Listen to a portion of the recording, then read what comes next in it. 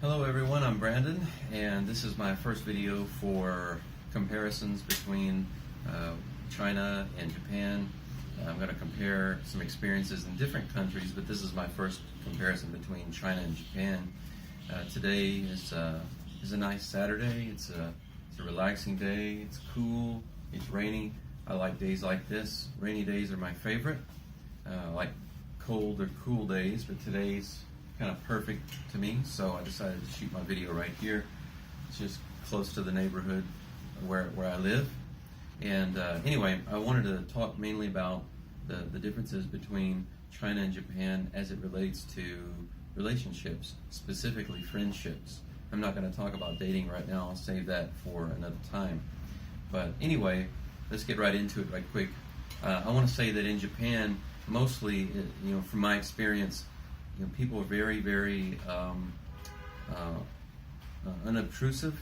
They don't, or non-intrusive, I guess I could say. They don't get into your life unless they're really kind of asked to come in or invited to come in. They're very private. They respect your space very, very much.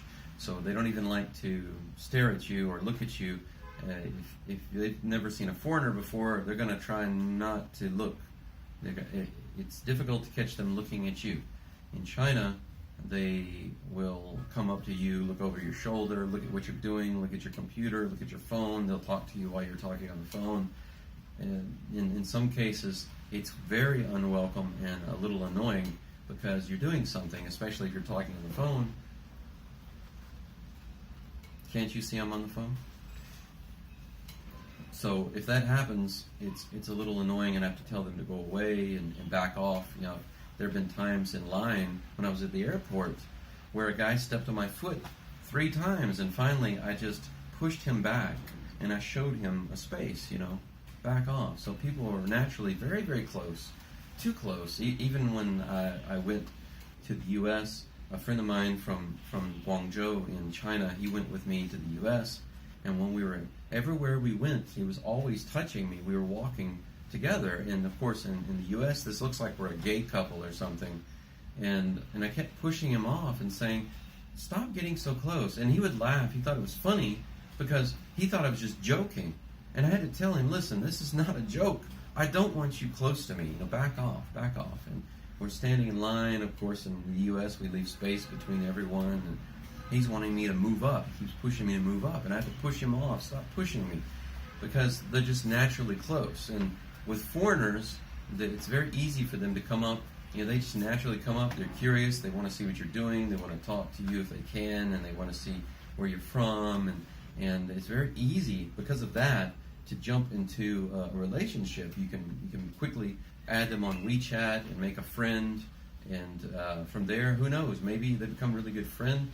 Maybe it's if you're a girl, maybe you meet a guy who's very cool, you can go out with him. Maybe if you're a guy, you meet a girl, she's very cool, you can go out with her. So it could turn into a dating relationship, or it could turn into a friendship.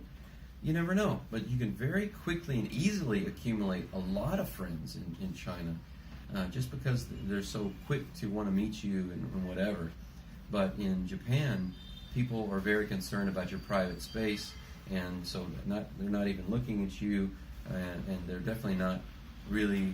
You might find an uncommon person who would approach you out of nowhere and talk to you, but it's very uncommon in Japan. They just kind of ignore and let you have your own private space, and they have theirs.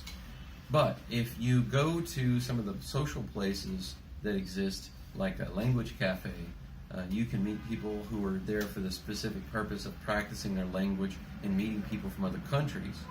When I was in Tokyo, I spent 3 months living there. While I was there, I went to a language house called Miki House in Takata Nobaba, close to Takata Nobaba Station. And I met several people there. I made some friends there. And then I have a couple of other friends that I made in Japan, and they're really good friends. But I had to take the step to go into a place where I could meet them, and I had to contact them and invite them to do stuff. And because of that, I was able to develop some friendships. But they're not so active to build a friendship with you. If you're out in public, I just think it's not going to happen if you're just out in public. They're not going to approach you really and talk to you and try to build a friendship or a relationship with you. It's just very uncommon. So the quality of the relationships, I think, is both. They are both good in China and Japan. The difference is it forms much faster in China and it escalates much faster in China. So you don't even have to try to meet people in China. All you have to do is walk around.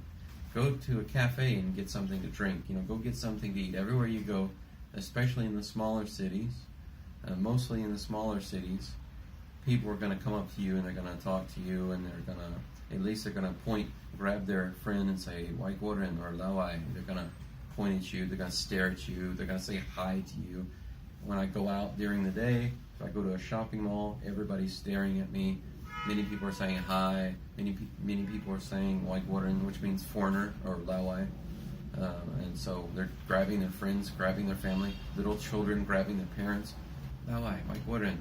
And they're pointing, so they don't have this concept of that being rude. It's just the way they are. So as long as it's non-intrusive, I don't care. It doesn't bother me. When it gets to be annoying, like if I'm talking on the phone, that bothers me. Not I tell them to go away. I point, tell them to go away. But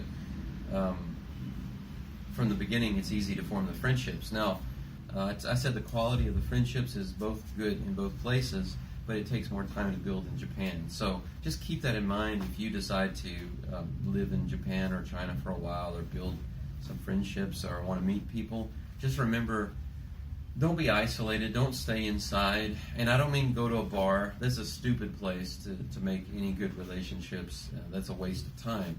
In China, you don't even need to do that at all. All you have to do is go out and meet people. The people come up to you, you can add them on WeChat, and you can meet them later or go out with them.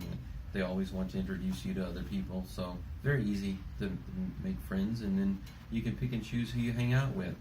But if you go to Japan, you're going to have to go to social places. Again, I don't necessarily recommend bars, because it's just a stupid place, I think, in my opinion, to meet people that you really want to hang out with regularly. Unless you're a party person, then I guess by all means have at it. But if you want to make some good long-term friends, you can't stay, by yourself. Even if you get out and you walk around and you go to cafes and restaurants and stuff, you're not gonna be able to make a friend unless you actually talk to somebody. You make the effort to talk to them, form that connection, and then they will be more open to meeting you and becoming a friend of yours. But I highly recommend going to like a language cafe and meeting people there. It's a good place, I think. You can also look online, I think, and find some people, some groups. You can go to like meetup.com. If you go to meetup.com, there are lots of groups all over Japan, and even some in China, that do things that are interesting to you, things that you like to do, and these groups get together regularly, so it's another great way to meet people. They've even got speed dating that you can do if you're single, so that's pretty cool. I did that one time. Maybe I'll talk about that later. But anyway, if you have any questions, let me know. It's a nice cool breeze, a nice wonderful day for me, and I'm gonna go check out a movie in a little bit and just relax. I hope you can do the same. Have a great weekend, and I'll talk to you later. Bye-bye.